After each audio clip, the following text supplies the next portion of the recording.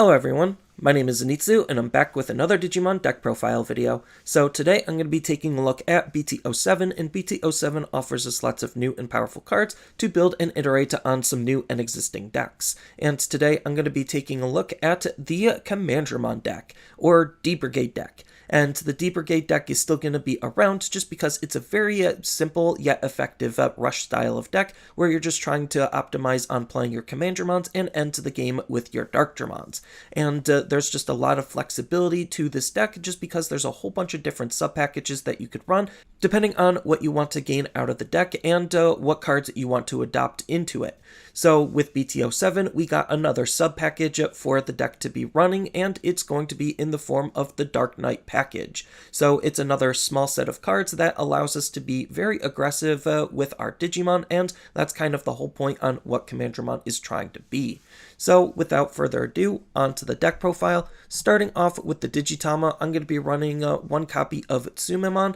as the 5th Digitama. So the 5th Digitama could really be anything you want it to be if you even wanted to run a 5th Digitama, but Tsumemon is a pretty good Digitama just because it's interacting with name-based synergy, and well, we're running a lot of Commandramons to be able to take advantage of that synergy, where during your turn, while you have another Digimon with the same name as this Digimon in play, then this Digimon gains plus 2000 DP, making our Commandramons a little bit stronger for the one that has Tsumemon as an inheritable source. And then as far as the main Digitama of the deck goes, I'm going to be running 4 copies of Pagumon. So we're trying to take advantage of the fact that we're an aggressive style of deck and we don't necessarily have lots of card draw, and Pagumon is the card that's trying to shore up that weakness. So his on-delete ability states that we get to reveal the top card of our deck and then add it into our hand if it's a black Digimon, otherwise it'll go to the bottom. So because we are an aggro style of deck, our Digimon are going to be deleted, whether they're going to be suiciding into the opponent's security or the opponent is going to be deleting them passively in case they live. Then Pagumon's ability will help us draw some additional cards, allowing us to try to stay in the game as much as we possibly can.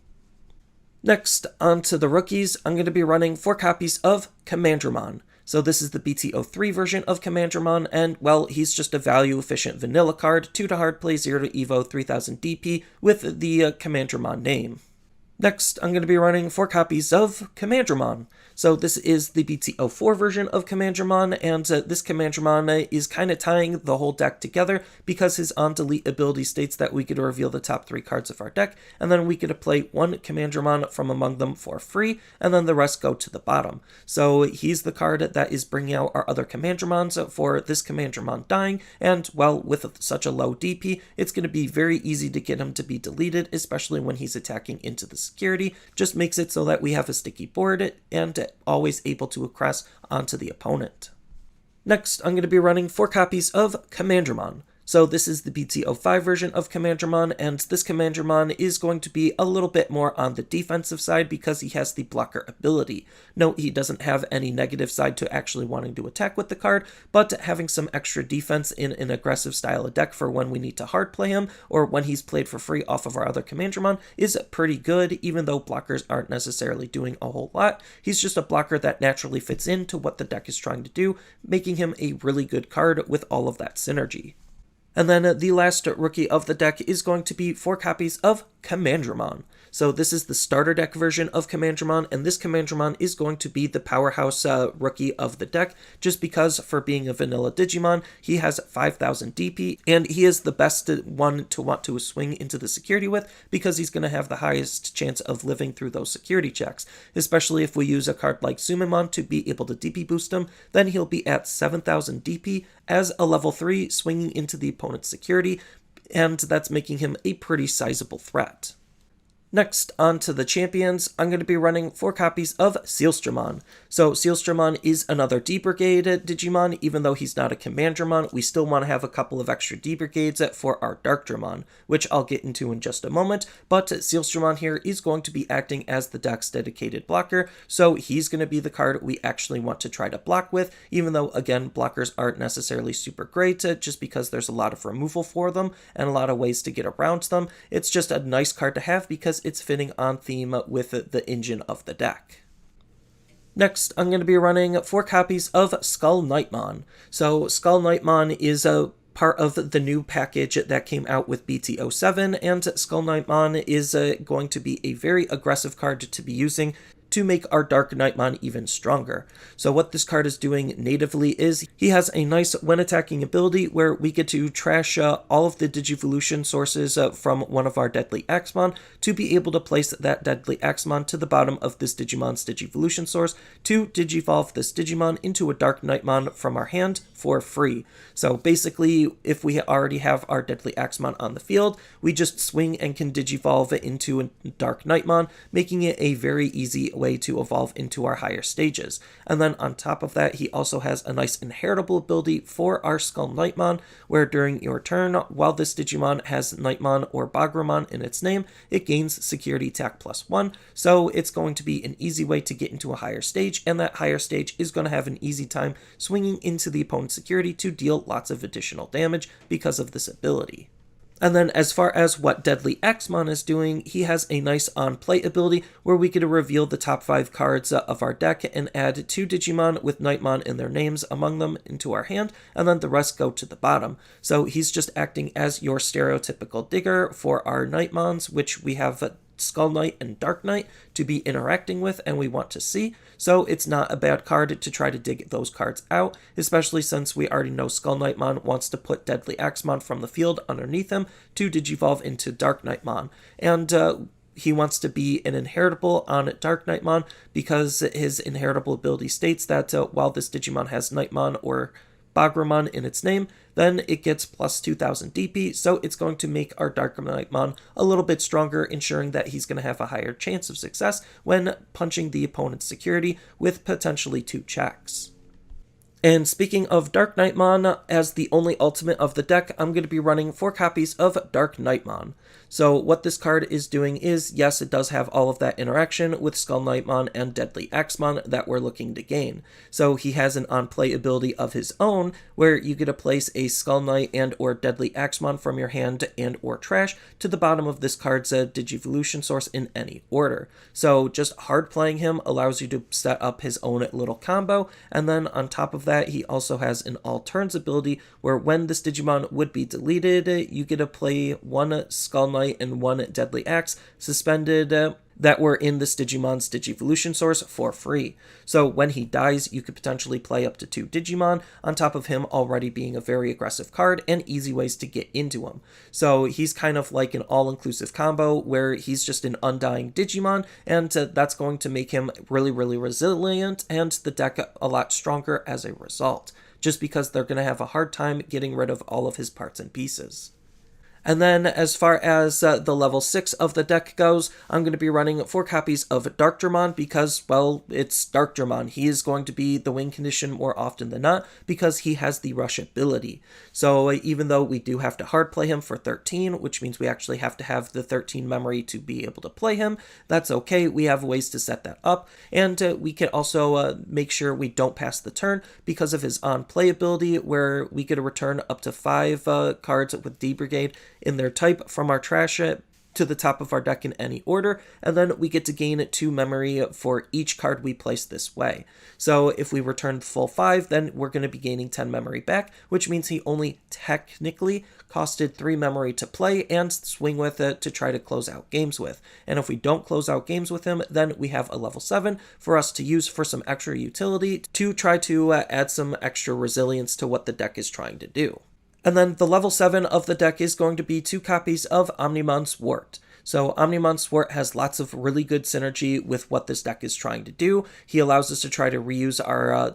Darkdramon while trying to flood the field all at the same time, and helping us set up our trash to be able to reuse Darkdramon. So his when Digivolving ability states that we get to trash the top 3 cards of our deck, which we probably just set up just because of Darkdramon's ability. And then on top of that, we get to play up to 2 purple or black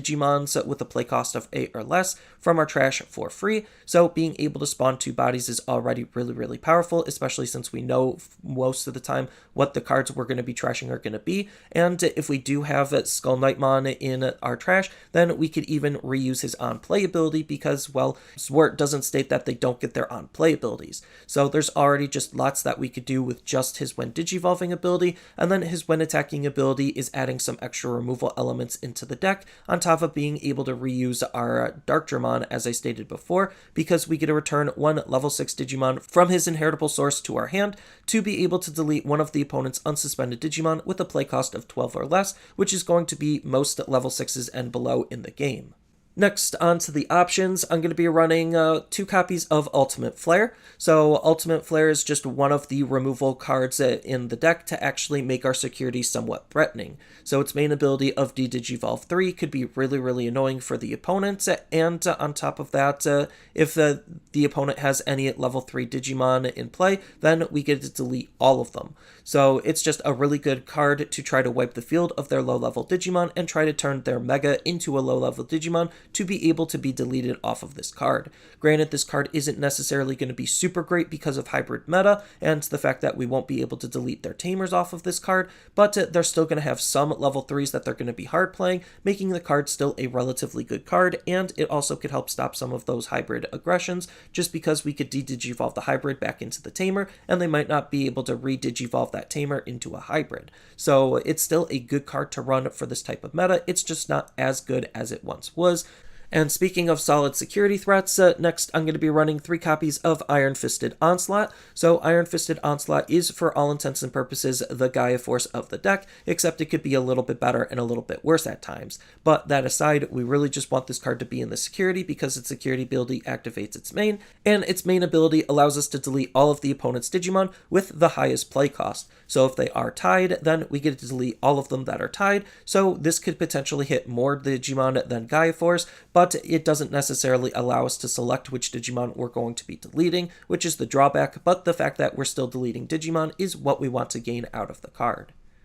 And then the last option of the deck is going to be 2 copies of Pride Memory Boost. So Black finally gets its secondary memory boost, and this is actually a pretty good card to help with the deck's overall flow. So what this card's doing is it has the main ability where we get to reveal the top 3 cards of our deck, and then we get to play 1 Black Digimon from among them with a play cost of 4 or less for free, and then trash the remaining cards. And then we get to place this card into the battle area to be able to use its delay ability for a later turn to be able to gain 2 memory. So this is already a pretty decent card just because we could break the top of our deck thanks to some of our other cards, and we could use that information to make this card even more consistent to use, so we can always pull a Digimon out from it and to be able to fill up our trash at the same time to set up our Darkdramon. So this is a very fantastic memory boost for this deck to be playing, because if we also don't see a Tamer, then if the opponent is going to have to put us at 1, we could pop the memory boost to put us at 3 to be able to play our Darkdramon even more consistently. And then lastly, onto the Tamers, I'm going to be running 3 copies of Izzy. So the black version of Izzy is a pretty solid card because he's going to be acting as the deck's dedicated memory fixing Tamer. So if our memory is ever less than 3, he'll just hard set us to 3, so that way we could be able to play our Darkdramon again more consistently and actually have that memory to be able to play him. And then on top of that, he's also helping rig the top of our deck with his on-play ability, where we get to reveal the top 3 cards of our deck, and if all of those cards revealed are black, then we get to gain a memory. Otherwise, we get to place them on the top in any order. So we know what's going to be coming to be able to evaluate what card effects we're trying to use that's going to be interacting with the top of our deck. And then the last Tamer of the deck is going to be 2 copies of Izzy and Joe. So Izzy and Joe is probably one of the best duo Tamers in the game, just because their ability to gain us memory is super generic and super easy, where at the start of your turn, if the opponent has 2 or more Digimon in play, then we get to gain 2 memory. They do stack, so the more Izzy and Joes you have on the field, the more memory you'll possibly gain at the start of your turn with. Especially if you set it up with an Izzy on the field, then Izzy will by default put us to 3, then Izzy and Joe will put us to more memory depending on how many you have out. And then on top of that, what we really want to use the card for and what we actually can use the card for is its secondary ability, where during the opponent's turn, when one of your black Digimon gets deleted, we get to suspend this tamer to draw a card, adding some extra card draw into the deck because we're not necessarily digivolving that often. We still are, but we still want some extra ways to draw cards to make our deck even more consistent to see our parts and pieces than it normally would be.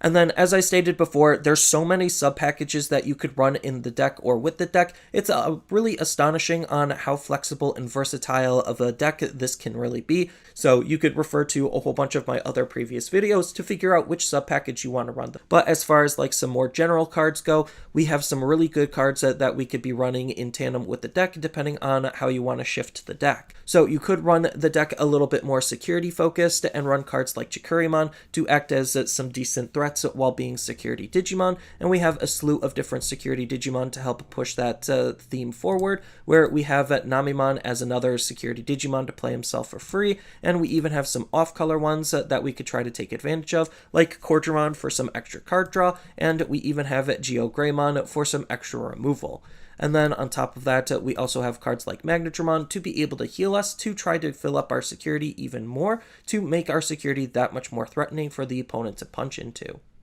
And then if you want to go a little bit heavier into the Skull Knight and Dark Knight package, then we could run something like Monotamon as another search tool or digging tool to try to find those parts and pieces. But we also do have some Cyborg synergy that we could be playing around with, so we also have Hagurumon as another fantastic card to try to add some extra card draw elements into the deck and try to help fill up our trash because of what this card is doing. Then we do have some alternative forms of defense that we could think about playing in the deck, just because we're black and black has lots of defensive cards, so there's no better blocker in the game than Mechanorimon if you wanted to swap out your blockers and change up the deck a little bit. Then we even do have some other cards that we could use in the form of hybrids. So black actually does have two hybrids that we could try to play. I'm just going to be highlighting Grumblemon because, well, Grumblemon is the Lobomon for black, and we're just going to try to use this card as more of a game finisher to be able to use our Tamers that are just chilling on the field as an additional resource to be able to digivolve into. Then we also have Tankdramon if you want to go a little bit harder on the D-Brigade synergy as a whole, just because Tankdramon in combination with our Commandramons and other D-Brigade Digimon are going to try to basically replay themselves during our turn when we're aggressing with them, so we could always try to have a field, and we could even double up on some of their abilities like this in combination with BT04 Commandramon to be able to spawn 2 Commandramons off of 1 death.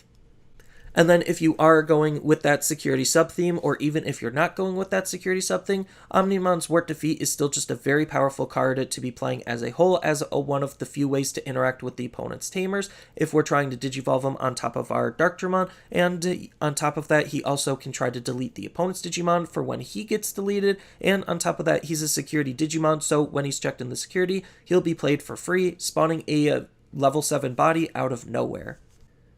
And then we have a slew of different options that we could think about running, both in color and off color, because, well, if you're already playing off color Digimon based on what packages you're playing, well, you could use some of those options as well. But focusing on the black options that we have that could be really spicy or interesting for the deck, we have Breath of the Gods as a good way to try to stop the opponent's aggression, even with their hybrids, just because the opponent's Digimon won't be able to attack the player for the turn with its security ability, which is what we really want to try to gain out of the card. Although its main effect is also pretty useful, where we could give one of our Digimon reboot and it can't have its DP reduced or be returned to the owner's hand or deck, so it adds some extra protection to our Digimon. Then we have Dark Roar as a really cheap option to think about using to try to get around certain cards, just because, well, if the opponent has a Mechanorimon and we don't have a cheap and efficient way to get rid of it, then we could just be walled out by that single card alone, so Dark Roar helps us shore up that type of weakness of those early game blockers. So this allows us to delete one of the opponent's Digimon with a play cost of 3 or less, and that play cost increases by 1 in terms of the range that it can delete for each D-Brigade Digimon we have on our field. So if we do just have a whole bunch of Digimon on our field that are all Commandramon or D-Brigades, then Dark Roar's removal type of ability only gets stronger. And then we do have the ever so classic black memory boost to help with the overall consistency of the deck, just because it's looking at the top 4 and adding a black Digimon into our hand. And then the delay ability is also your classic delay ability, where it's going to gain us 2 memory at a later turn. And then if you do want an alternative tamer that you could run outside of any color-specific sub-packages, we do have Analog Youth that's helping, again, with the overall consistency of the deck, just because Analog Youth allows us to look at the top 3, add 1 Digimon into our hand, and then trash the remaining. So putting them in the trash is actually pretty decent for what we're trying to do, because we are relying on some trash-based synergies. And then on top of that, this is a really good card to play in combination with our Night package, just because when our level 5 or higher Digimon is getting deleted, if it has any inheritable sources, then we get to gain a memory and hatch another Digi-Egg into our empty raising area, so that way we could try to make some powerful follow-up plays with. But yeah, for the most part, this is just my interpretation of what a core or shell is going to look like with D-Brigades and Commandramon